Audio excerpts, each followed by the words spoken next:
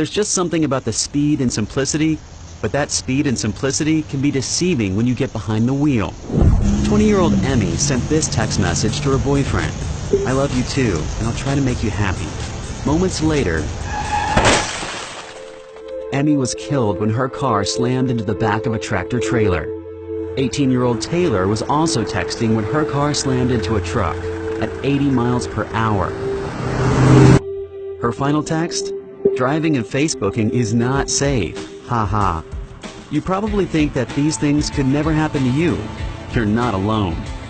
55% of young adult drivers say it's easy to text and drive.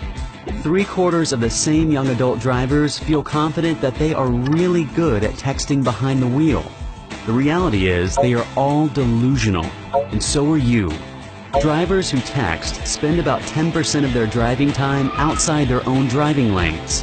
That quick look at your phone takes longer than you think, 5 seconds or longer. If that doesn't sound like much, imagine you're driving down the road and someone covers your eyes for 5 quick seconds, like this.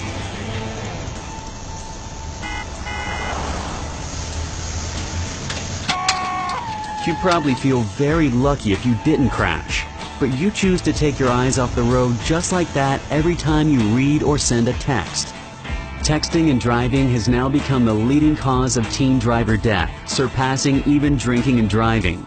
But if you think dying in a car crash is the worst thing that can happen to you, it's not. You could survive after you kill someone else. Imagine spending the rest of your life knowing you killed someone for a text message. Now imagine knowing you killed someone for a text message while you're in prison, because that's what's starting to happen all over the country. Still think it will never happen to you? Still think you're the special one? That's what Aaron thought right before he killed a father of 3. Aaron is one of a growing number of texting drivers who are going to jail. There's another growing group of young people that you should be a part of. Ones who have pledged not to text when they drive. Leave your cell phone alone when you're driving. If you absolutely must send a text, pull off the road or into a parking lot. Anywhere it is safe to use your phone.